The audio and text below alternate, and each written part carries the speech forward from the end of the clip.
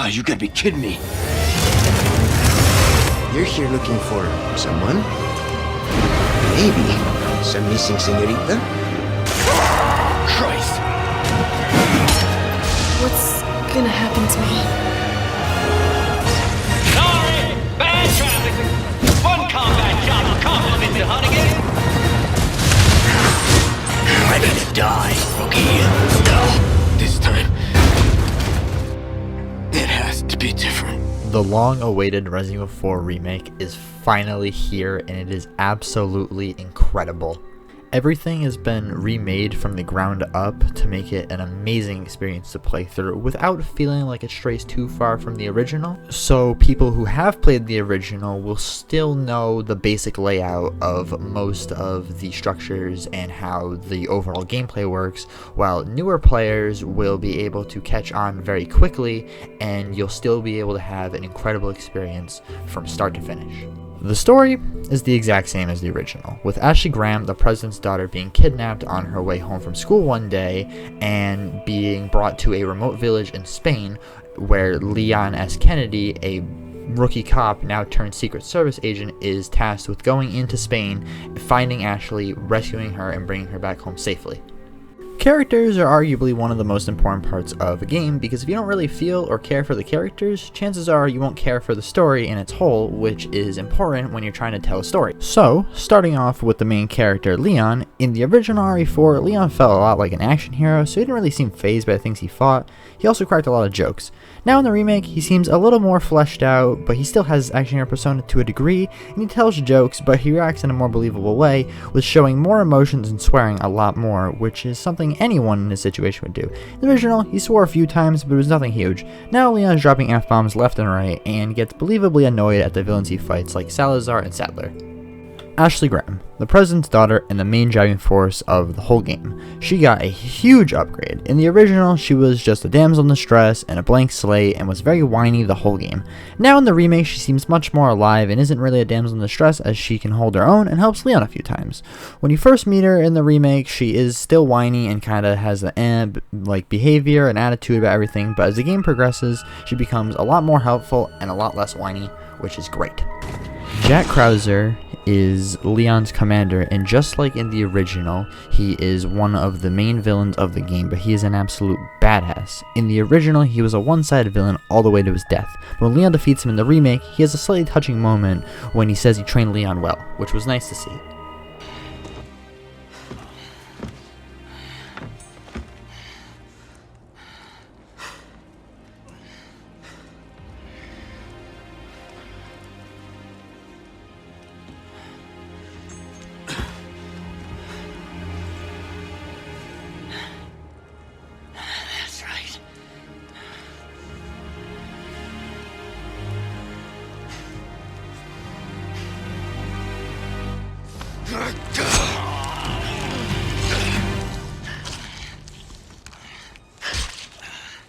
I trained you well.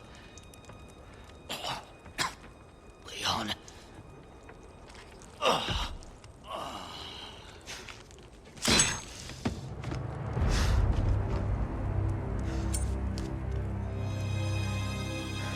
That you did, Major. That you did.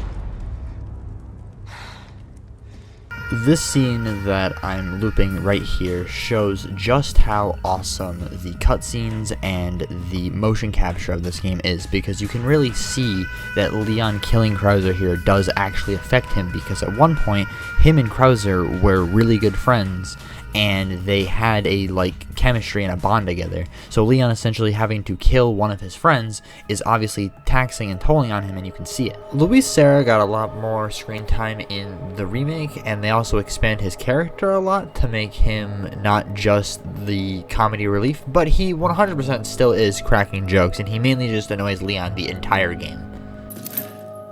Later, amigo.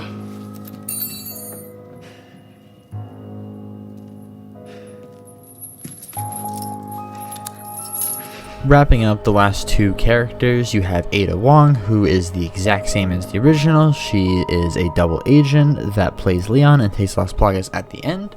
And at the very end, we get a small cameo from Albert Wesker, which is believed to set up the Resident Evil 5 remake if that is to happen. The last thing I want to talk about is the gameplay. The gameplay and the shooting in RE4 Remake is incredible and feels buttery smooth. The ability to move while aiming is a nice addition that wasn't there in the original, but that wasn't at the fault of the OG RE4. That's just how Resident Evil games used to be. It was plant your feet, take aim, and hope you kill whatever you're shooting at before it reaches you. But now with the newer combat system, you're able to move while shooting, but with the downside, your reticle is large and very inaccurate, so in most cases you are incentivized to plant your feet and take aim so you'll be more accurate. The combat is something else that I wanted to talk about because this game is not easy, especially on obviously the hard difficulties, those being hardcore and professional, but even standard can give you a run for your money if you're playing well, and that's because this game has what the original had, which was the adaptive difficulty, except in the original it worked as it didn't matter what kind of things you had in your attache case. If you were doing well, the game's going to throw more at you and it's going to get a lot harder. In this, they balance it to make it a little bit more fair, where the adaptive difficulty goes up or gets lower depending on what kind of stuff you have in your inventory. So if you have a bunch of health items and a bunch of ammo and all your weapons are really strong, it's going to throw a lot at you and it is going to kick your ass. But if you aren't doing so well, it might lower the difficulty, it might not. But playing on professional and hardcore, that's where the real challenge comes in, but they are not unnecessarily difficult. Like, there are some parts that are really, really hard for no reason, kind of like the Del Lago fight, which I hate doing, but I've done it a couple times and I've gotten pretty good at it. But the rewards for hardcore and professional are very much worth it, with being able to get infinite ammo weapons and overly powerful weapons and making it so Ashley can't die, which is always a nice perk. But these game modes do take time and planning to get down right, especially if you're going for a higher ranking, that being either an A, an S, or an S+, because those you need to beat the game in a certain amount of time, which can sometimes always be your biggest enemy. Is, are you going fast enough? Is this run going to be a waste, or are you going to be able to make it? So the combat and gameplay is very fun, but it does take timing and planning. You can't just go in guns a-blazing on the first playthrough. You can do that in New Game Plus, but not in the first playthrough.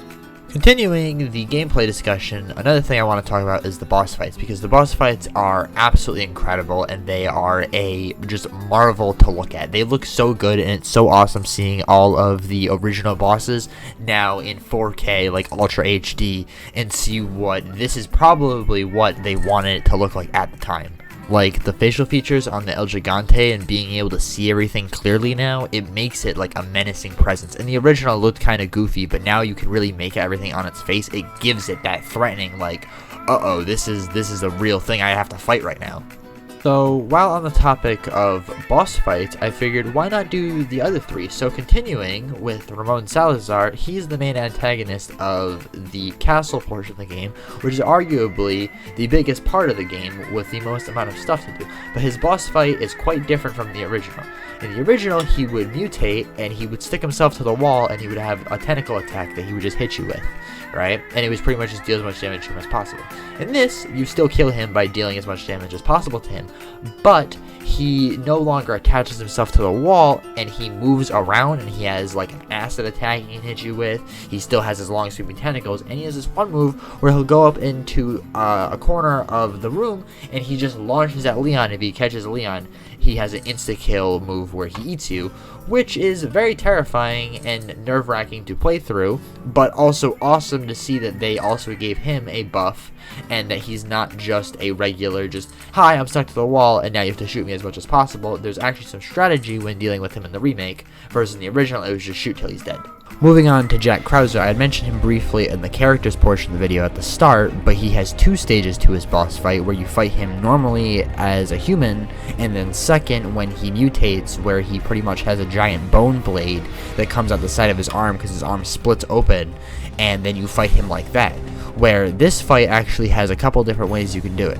You can gun him down, but he is very, very resilient to bullets, especially on his mutated stage. But if you've ever played the original, or if you paid attention to his combat style, if you use the knife, that is his weakness. He is very weak to knives. I don't know why, but using a gun against him, he will just tank, like he'll die, but he will just tank a bunch of bullets. Versus if you just hit him with a knife, he will go down a lot quicker. It deals like double damage to him, so it's very cool to see that a strategy like that still exists. Moving on to the final combat portion of the game and the final boss fight to talk about for today, the battle against Osmond Sadler, the leader of the Los Illuminados cult. This fight was done justice perfectly. He looks just like how he did in the original with his mutated form where he has a giant eyeball coming out of his mouth and he looks like a spider. That was done perfectly, and it's awesome to see that done in its grotesque like look, but it looks incredibly awesome.